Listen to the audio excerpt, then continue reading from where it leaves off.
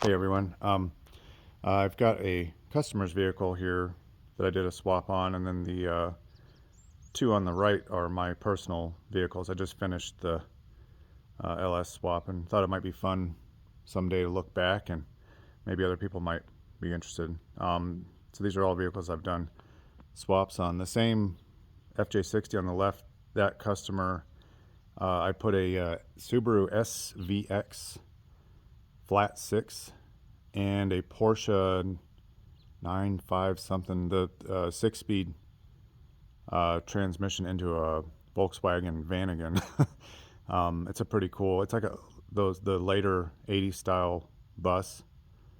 Anyway, I can't get them all here. There's other stuff I've done too, but the Ford I did first. This is the one that's been around the longest. It did have a normal bed on it for a while, but it's a 94 F350 with a 12 valve VE pump Cummins. This one was my primary machine for quite a while. That's a HE351 CW turbo.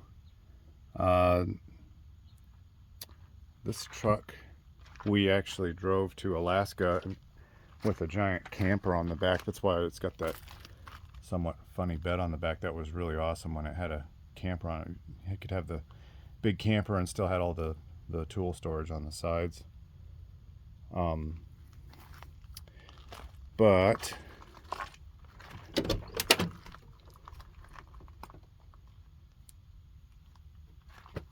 has an NV 3500, and then this guy controls a gear vendor's overdrive, so it's got double overdrive slash splitter. You can basically split third, and you can run fourth with the gear vendors, stronger than the running the fifth gear when you're towing and stuff. But tried to keep this one pretty simple.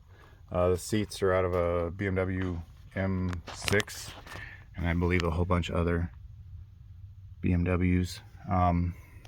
This truck just fits me perfect. I mean, obviously I guess it should since I made it for me, but you just get in it and everything's just perfect.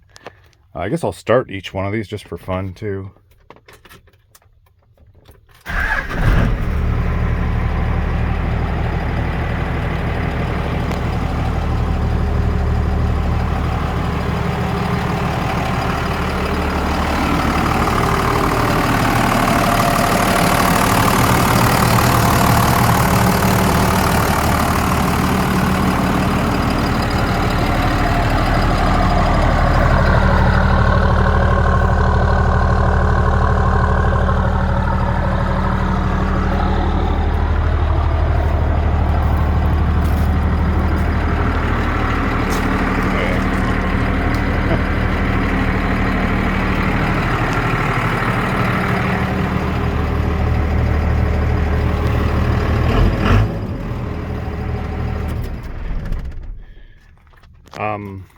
Those badges, there was those toolboxes used to have their brand logo. I don't remember what it said, but that's why those are like that. I'm not trying to be show offy or anything. It was just better than the ones that said better built or whatever. Yeah, this truck has been great. It's got about 50,000 miles since the swap, and it's probably time to, oh darn, there's the wrong side with that. The front drive shaft is longer than the rear. It's an MP205 divorce transfer case. And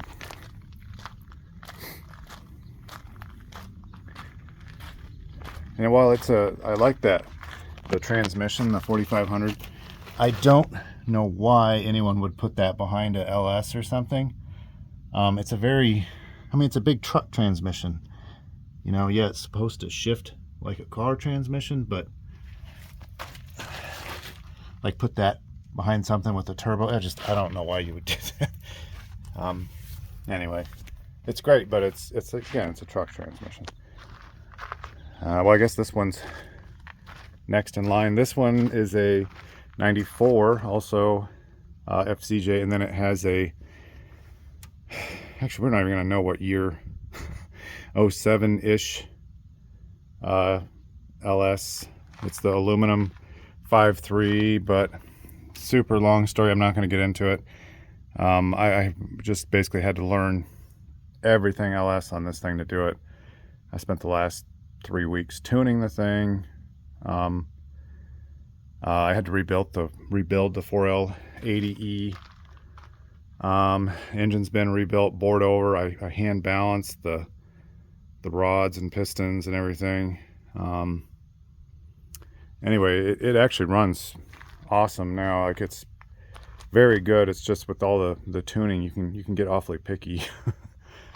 I try. Oh, it's a new Toyota radiator, and I kept the mechanical fan is off of an earlier, because I believe the Chevy trucks actually had electric fans, but anyway, I really like the mechanical fans. They just move so much more air, and their failure mode is much better / lower. I guess I shouldn't say failure mode, because if one explodes, it could take your radiator out, but I prefer them. When you look at a 2021 Land Cruiser, it's still got a mechanical fan, and that's enough for me. The air intake temperatures get pretty high on this thing, but I think what's happening is it's just heating up the whole intake. But I pick my kids up from school, and I sit there with it idling at the bus stop, and they'll get up to like 120, 130 degrees. Man, I mean, too much to do in a short video on 3 swaps, but that's a Sequoia condenser fan. The AC just cranks in it. And this one, I mean, it maybe makes 400 horsepower, but it's an aluminum block, so it's real light, and you know, the truck's not encumbered with all kinds of stuff. I really like the way it drives. It drives like an old Toyota. It feels light and playful.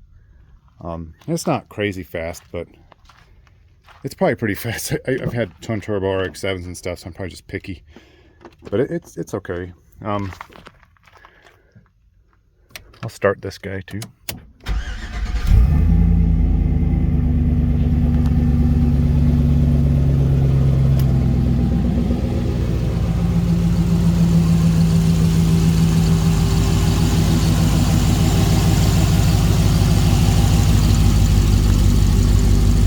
The engine's super quiet mechanically.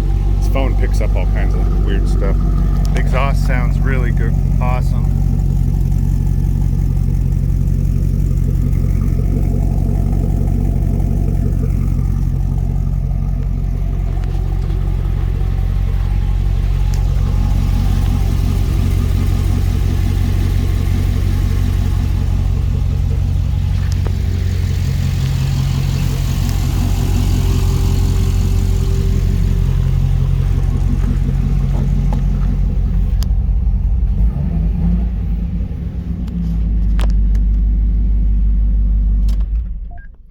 Yeah, it's wonderful. I mean, this is my primary driver. It has been for a long time. It's just been my go-to truck. I'm not sure if it'll go back to Rubicon or Moab or any of that stuff, but it would sure be nice to do all those hills again with a V8.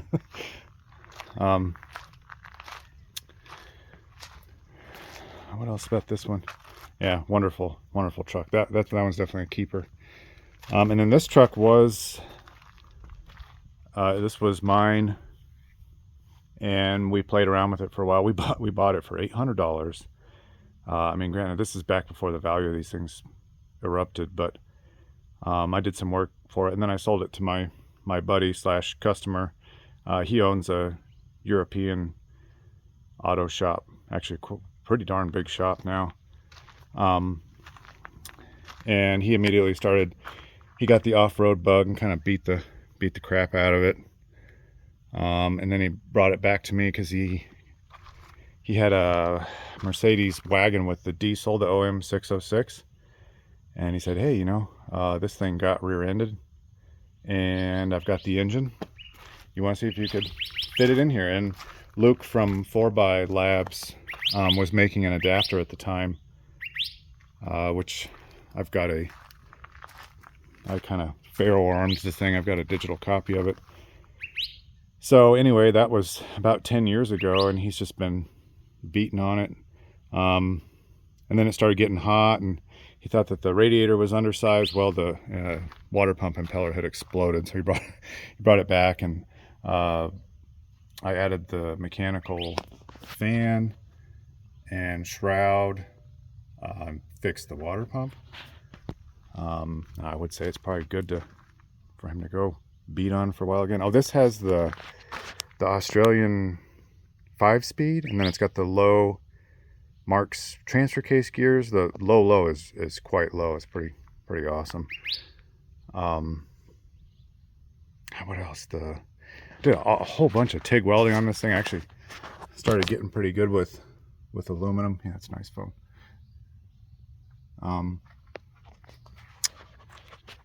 The exhaust, I think I'm pretty sure I TIGged that. I know all the intake pipes are aluminum. I TIGged all those. I'm not like big on welding, but my friends, some of them will say, "No, you're a welder, you're good." But I don't know. I've always just welded to get because there's something that I needed to do, because I needed to do some project. Let's start this one. This one it has glow plugs, and he actually did a lot of the. I basically handed it to him with all the mechanical, everything done, and then they did the electronics, and they did an electric fan. And let's see, I think you got to turn this on. Yeah, he's got that set up for the glow plugs. I don't think the tack works on it, but again, this one he owns a shop, so I basically just did all the heavy work and got it. I mean, he drove it home, but then they did all the detail work.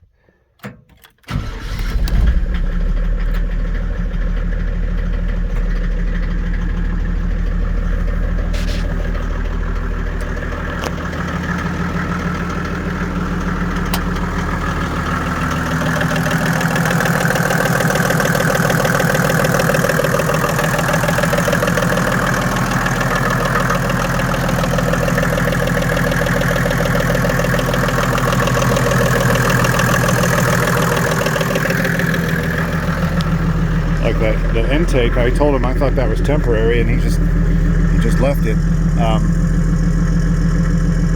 It actually makes lots of power though, and I think he gets pretty good mileage with it.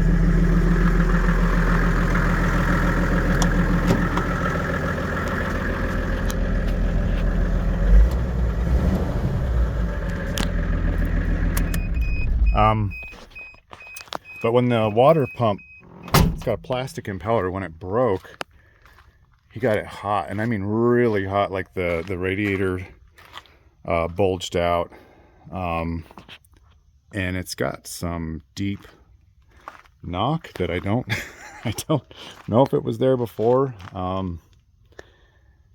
Anyway, I think we're just gonna run it until something happens though. It could be diesel, what do they call that, nailing, but I don't know, it sounds kind of worse to me. So there's a lot of details that I'm not going to go into in this video. Let's see. Okay, the coolest part about the Ford is probably the gear vendor / divorce MP205. It's got the twin stick, and then the 12 valve. It's just super simple and reliable. I did go through that. I put a cam in it and put new bearings in it, but otherwise the engine was perfect. Coolest part about the 80, geez, the whole package, like it drives like it's stock. The exhaust sounds incredible on it. Sometimes you just get it right, you know. That one sounds amazing. Actually, they all sound pretty good. I really like the way the exhaust turned out on this one too. If it's worth, I can stick I know he has train horns that he put on under here. They're like hiding under there somewhere. But they're so big. Like one of them's next to the transfer case. You see the driveline. I don't know if that's still balanced, but it's definitely been candy caned pretty well. He beats the shit out of this thing. So anyway, well, that's 15 minutes, probably long enough. I don't know how many people will actually watch this. Maybe one day I'll like to watch it. So hopefully, if you're thinking about swapping an old vehicle, you know, everyone's got to start somewhere. Thanks for watching.